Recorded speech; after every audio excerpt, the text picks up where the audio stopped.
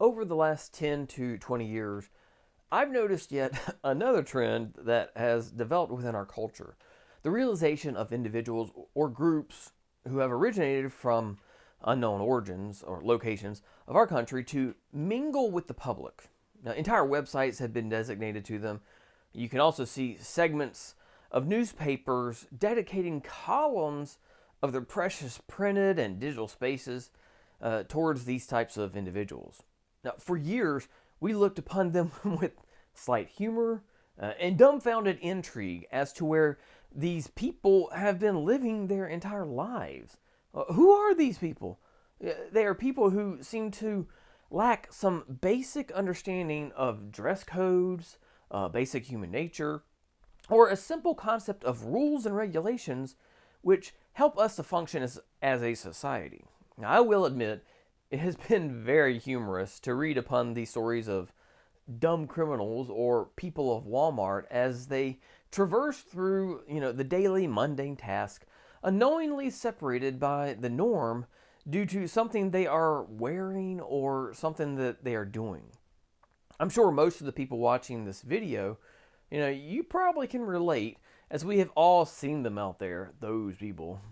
The question always enters our mind: how have they been able to come so far and not have a single individual to inform them that their clothing, behavior, attitude, whatever, is not something that would be labeled normal in the public eye?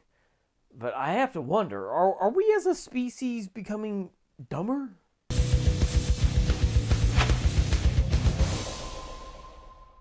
Hey guys, and welcome to Godly Guy Stuff, a group for guys here to connect and collaborate on how we as men can have a stronger impact on our lives, and the lives of those who depend on us.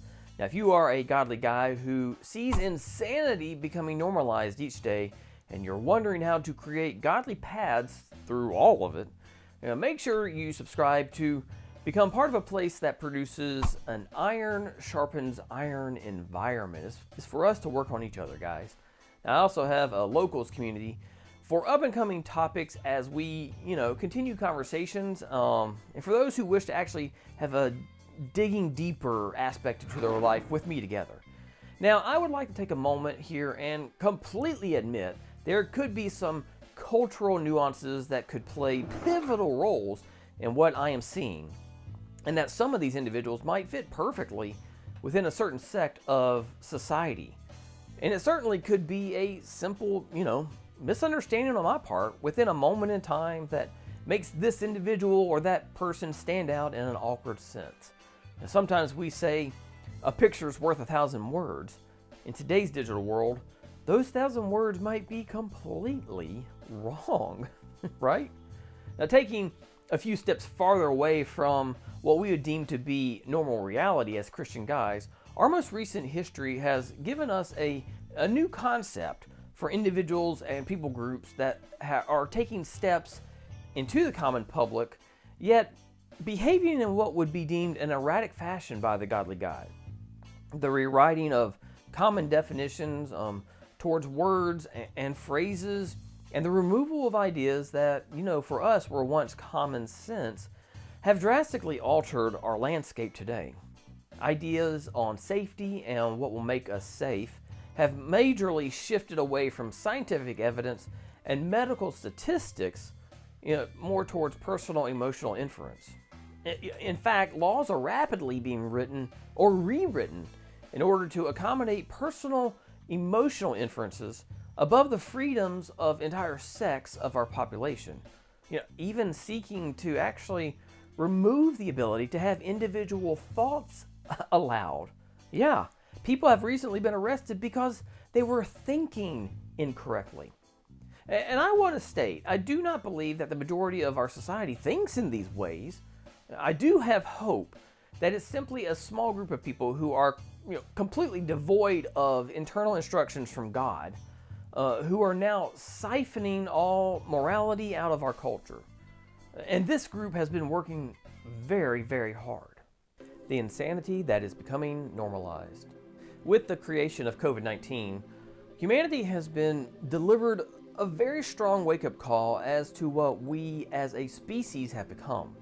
Now, a lot of times, my thoughts have taken me to questions that cause me to wonder how close are we to the second coming?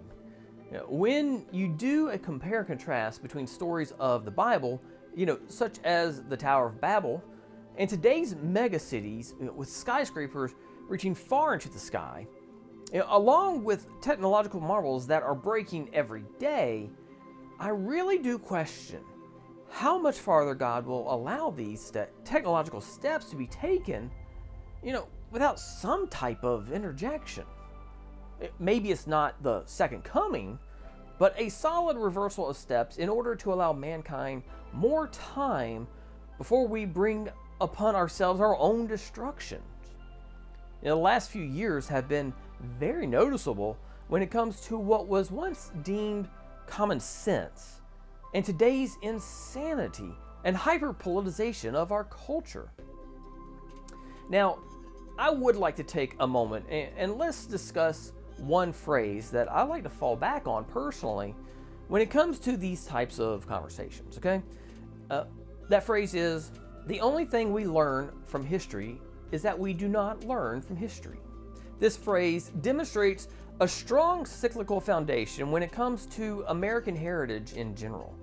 If we look at the history books, only having to go back, 50 or 60 years, the American culture and society was just in as much upheaval as we are now. Yes, the topics were different, but martial law is martial law no matter what is happening. And with the death of Martin Luther King, we were in a very different culture war at the time. And looking back upon these times, similar questions were being discussed as we are having now. But looking back just a few decades before that, with the financial crisis of the 1920s and followed by the Great Depression, again, kind of similar questions.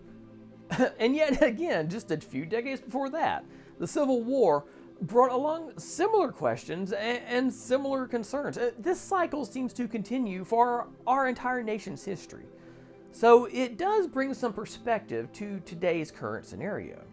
Now, not that it removes that threat, but the fact that the threat has been around for a really, really long time. Now, the biggest issue with today's individual knowledge base, that has to do with the cultural acceptance in mass to the concerns and fears laid on us with the methods they are received. Now, we as a culture have become fattened by technology to accept new information, kind of almost without question. If the news says it, we believe it. If the government claims we need to have it, we buy it. And it does not matter how much in the face it goes against what we were previously told or to be known as truth. We continue ingesting information as a culture with complete disregard to any ramifications that might follow. And from my perspective, this has opened us up to an extremely dangerous moment in the history of humanity. I cannot make claims for, any moments in the past, but I do not know the intricate details of how previous civilizations, were developed and fell. But we all know and understand that civilizations do come and they do fall. In many respects, the 1980s and the 90s, in my opinion, were the golden era of American culture. We had risen to a level never seen before with a unity that was still, albeit hanging by a thread, alive. And now, when education and information are more prevalent than they ever have been in the past, it truly does appear that we've lost our edge. We as a culture are rapidly devolving, almost in a furious rage as we break apart down to the most insignificant aspects of who we are as a creation. It is a truly shocking statement to make, but can you believe that it has been almost a decade now with the debate on who can use what bathrooms? And who has the right to declare the pronoun that goes to a specific individual? To be completely honest, I believe the question, are we losing our intellect, has actually already been answered. When previous generations look upon the status quo of today's debate table and gasp at the topics of discussion, the answer is very, very obvious. Not only have we lost our intellect, it has been systematically dissected in front of our very eyes. Living in a culture devoid of answers. The godly guy is facing a massive dilemma. I would not call it a crossroads, rather more like a firing squad. And in one of the biggest forms of irony, the only ropes, in my opinion, that are holding our hands tied to the firing squad post were placed there by our own hands. Over the past 2 decades, we have allowed our societal standards to devolve. And I wholly admit that we have been a part of this degradation of our society. We have to admit that. In many respects, you could claim it to be kind of a hindsight is always 20/20 scenario. There is a naivete to our situation, but decisions were made, and I am sure that there were doors and windows offered, by God to us for our escapes to this situation. Nevertheless, we are faced with a dilemma and a decision. Since this firing squad is completely of our own volition, I believe it once again becomes God's problem to remove ourselves from this situation. Now, this sounds like a very simple task at hand, and in all aspects, it really, is simple. But this degradation we have contributed to has, of course, also caused our own minds to become fogged and devoid of intellect. It makes sense that our challenge this week is this: we need to become focused and clear our mind. Now, in Proverbs 23, verse 12, we read, "Commit yourself to instruction. Listen carefully to the words of knowledge." Now, before we really dive into this challenge, we've got to compare this to what we read in Ecclesiastes chapter 1, verse 13. "I devoted myself to search for understanding and to explore by wisdom everything being done under heaven. I soon discovered that God has dealt a tragic existence to the human race." The key phrase here is everything being done under heaven. Now, this is the trick with the fall of mankind and godly men. We can easily become snared when it comes to seeking truth. We want to seek with our wisdom under heaven. As I've mentioned in previous videos, we cannot seek out understanding of evil or the intricacies of mankind. In order to be focused and clear of mind, these must be considered obstacles, not objectives. So the question you should be asking yourself right now is, how do I become clear of mind? I do not believe Scripture is written by mistake or by random circumstances. Therefore, the way Scripture is stated and the way the words are placed are important. So when we look at Matthew chapter 22, verse 37, we first read it this way. Jesus replied, "You must love the Lord your God with all your heart, all your soul, and all your mind." The development of this sentence, I believe, is essential to how you are able to clear your mind. The first step is to love the Lord your God. If you're stepping out in resentment and envy and anger or any other emotion other than love, then you really need to take a step back. And first, you must begin with your heart. The innermost aspect of who you are must birth love to God before you can take the next step, which is with all your soul. Now, in Greek, the word heart is cardia. This denotes the century of all physical and spiritual life. And this is different from your soul, which in Greek is the word psyche. This could be deemed the breath of life, the vital force which animates the body and shows itself in breathing. Now, after you have your heart and soul in line loving the Lord, then comes the mind, which is dianoia, in Greek meaning the mind is the faculty of understanding, feeling, and desire. Now, 1 John 5:20, the same Greek word is used to define understanding. So therefore, if you are wanting a clear mind, make sure first your heart and soul are in a place that produces love towards God. And anything that is produced from your mind will also emulate love. A clear mind will be produced with objectives that are God-centered. It's very simple to understand that if your heart and soul are not in a place of loving the Lord, your mind will never be clear to gain understanding. And your mind will never have the ability to demonstrate love of the Lord, which is the only way to have a clear mind. is completely cyclical. With this in mind, you can look back at our verse in Proverbs 23 with a better understanding on how to make a commitment to instructions and how we are able to listen carefully to the words of knowledge. You know, if the production of anything we developed is based in the love of God, it will produce fruit. And any knowledge that is developed from this experience, will be yet another foundation stone towards a life of fulfillment. Wrap up. It is a completely true statement to say our culture is devolving into a state of anarchy. When we do not have the ability to understand the common attributes assigned at birth, and we have no ability to live and work to be a part of the public persona without becoming triggered by another person's potential thoughts, then yes, we have become dumber. One final aspect about Matthew 22:37. If you have wondered how man has developed and what the process is for mankind to devolve, the answer is actually in the verse as well.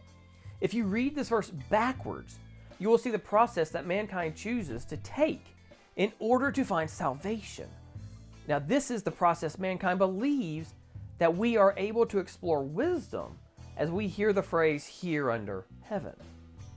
We as men and women see it as a requirement to understand God in our completion with our mind first and foremost. If, and only if this is accomplished first, while we relinquish our souls and then finally give in 100% with our hearts. Is it no wonder the intellect of man has been degraded so much?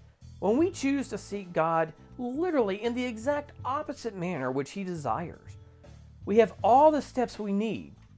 We just choose to do them backwards. This has become a major struggle, which unfortunately our culture, like so many cultures of the past, have succumbed to. As godly guys, we are not outside of this bubble. And if we want any type of future for our children, we must have this plan in place in Matthew 22 to solve this dilemma. If we are going to achieve the challenge in Proverbs 23:12, we need to make these steps daily. Whether the dumbing of America is intentional or strategic or maniacal, it doesn't matter. Our perceptions must be focused on a clear mind for clear objectives. If our hearts and thoughts are not perpetually promoting the love of God in every action, every comment, every social posting, then we need to check ourselves before we take another step. And we need to understand that seeking words of knowledge will not come by any other platform. And this is why every segment of Godly Guy Stuff has notes attached to it and a location for a journal attached to that. You have the opportunity to dive deeper into each of these topics. Develop an action plan where you are at with your struggles, and write down a place for the answered prayers when they come, because they will come. Use these tools or similar tools at your disposal in order to better achieve your goals. Now it's your turn. All right, let me know. What did I miss today? Is the intellect of mankind not devolving? Do you see this premise in a different light? Is there a potentially different path that you believe we are able to take as godly men in order to achieve a clear understanding of God's commands and objectives? Let me know. I'd love to know in the comments. Once again, thank you for listening throughout the entire video, and please definitely follow me or subscribe to the Godly Guy Stuff group on Gab. Gab is the launching headquarters of the content that is produced for Godly Guy Stuff. That means that if you're watching this on some other platform, you'll get the videos, but you're probably missing a lot more content that we throw on Gab. There's also a Godly Guy Stuff Locals community where I post content, that's for upcoming videos. You can find even more videos there on Locals, or sneak peeks or deeper personal connections with myself as I work through these videos, and future casting on upcoming ideas. So if you want to see what I'm currently working on, go to Gab. For upcoming topics, head on over to Locals. Links are in the descriptions. And, once again, I look forward to having these conversations continue. Thanks.